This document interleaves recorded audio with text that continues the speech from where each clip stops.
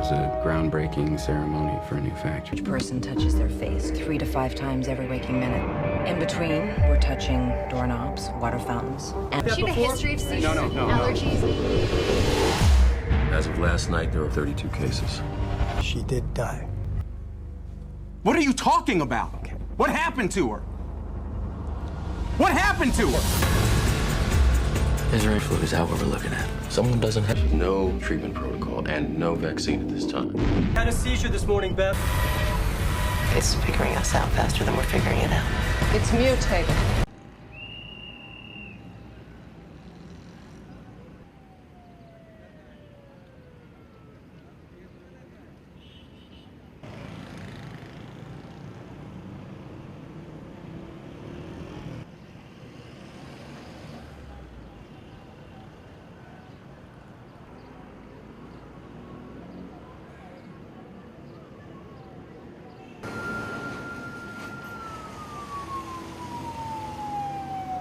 बिल्कुल सही है। ये एहतियात करना चाहिए हमें हर चीज़ पे, ये कोरोना वायरस से।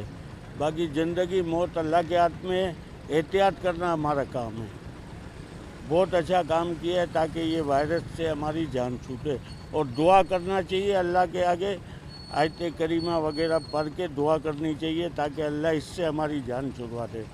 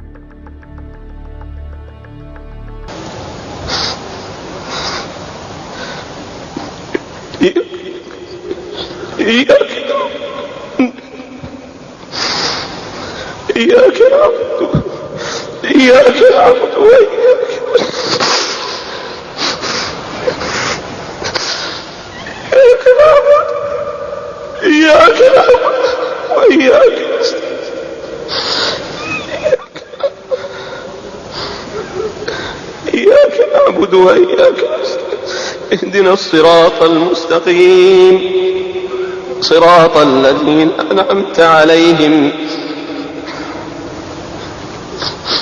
غير المغضوب عليهم can replace it in doing so. The China director for the Bill and Melinda Gates Foundation calls Trump's move, quote, very dangerous. Our foundation's stance is very clear. We feel at this moment of global crisis, halting funding for the WHO is very dangerous. Since the pandemic began, the WHO's work has helped slow the spread of the pandemic. If its work is stopped now, no other organization can substitute it. The world needs the WHO now more than ever, so we are very worried about this.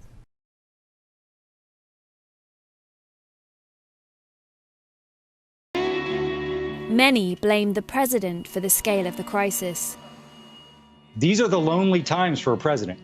All the decisions come to you, and he's made just about all of them wrong. But the causes of America's failings in dealing with the virus run far deeper. A warning tonight that COVID-19 could bankrupt most airlines if coordinated measures aren't taken by governments around the world. Now, the Center for Aviation Consultancy says that travel restrictions have made this sector one of the biggest corporate casualties of the outbreak. The pandemic has wiped 40% off the share value of major airlines. Travel demand has slumped due to lockdowns and tighter border controls. Now, in response, airlines have drastically slashed passenger capacity by up to 90%. For one airline, that's Qantas. Carriers are also grounding flights. They're laying off staff as well. Singapore Airlines plans to halve capacity by the end of April. Budget airline Jetstar Asia, meantime, says that it's going to suspend all services for 3 weeks, starting from Monday. Further cuts are possible. That's if this slump continues. Meantime, the International Air Transport Association says that the industry needs up to $200 billion in emergency relief if it's going to survive. 3/4 of the world's airlines, they only have enough cash to survive for less than 3 months. But they won't be fighting the fallout alone. Governments are stepping in to pull the industry out of this nosedive. Australia and Taiwan are the latest to offer financial aid to the sector. In the United States, airlines are calling for over $50 billion in support. Aviation giant Boeing is seeking at least $60 billion to help aerospace manufacturers. We don't want, with this invisible enemy, we don't want airlines going out of business. We don't want people losing their jobs or not having money to live when they were doing very well just 4 weeks ago. So we're going big, and that's the way it'll be. Microsoft founder Bill Gates has called on the countries of the G20 to provide more funding to develop a coronavirus vaccine and to work together to make sure any vaccine is affordable for everyone. In an opinion piece provided Sunday exclusively to South Korea's Yonhap news agency, Gates said at least $2 billion will be needed for vaccine research by the group known as the Coalition for Epidemic Preparedness Innovations, which is affiliated with his Bill and Melinda Gates Foundation. He called on the G20 leaders not only to contribute more, but to prevent what he called a potential bidding war for the vaccine. This past week, Gates spoke on the phone with South Korean President Moon Jae-in, praising South Korea's response to COVID-19. Moon said he expects to see more cooperation with the Gates Foundation in fighting diseases. One of two things happened. They either didn't do it and, they couldn't do it from a competence standpoint, or they let it spread. And, I would say probably it got out of control. But, there's another case that how come they stopped all the planes and all of the traffic from going into China, but they didn't stop the planes and the traffic from coming into the United States and from coming into all over Europe. I mean, look at Italy. Look what happened to Italy. And it's very lucky. This country is very lucky, and I'm very lucky that I put the ban on China. As you know, very early on in January, we put the ban on in China, and that was a very early date. That wasn't a late date. That was an early date. Then we later put the ban on in Europe. And if we didn't do that, as Alex knows, we would have had a problem like you wouldn't have believed. We would have had a problem much bigger. But then you take a look at what happened to Italy. A lot of those people went to Italy instead. And it's been a very, very tough place, Italy. And then on holding them accountable, is that something you prefer to do now in the next few weeks? No, I don't want to do that. I want to find out what happened. I think we'll be able to get a very good, very powerful definition of exactly what happened. We're working on it strongly now, and I think it's going to be very powerful. But they could have stopped it. They are a very brilliant nation, scientifically and otherwise. It got loose, let's say, and they could have capped it. They could have stopped it, but they didn't. But they stopped planes from going to China, but they didn't stop them from going to the rest of the world. What was that all about, Jim? Just to help us out on this, to follow up on Jordan's question, you praised China in the past, so what's changed? When you tweeted, China's been working very hard to contain the coronavirus. The U.S. greatly appreciates their efforts and transparency. It will all work out well. What has changed between then, when you were saying those things about China, and now? Well, what's changed is the following. We did a trade deal, and everybody was very happy. There's nobody ever been tough on China like I've been tough on China. I got elected, at least partially, because of borders and military and different things. But one of the things I'd say is how China and other countries are ripping us off. So recently, we signed a trade deal with China a number of months ago. China's buying billions of dollars worth of our product, our farm product and other product, manufacturing product, and it's been a great deal. But then we noticed a virus, and it's not acceptable what happened. It came out of China, and it's not acceptable what happened.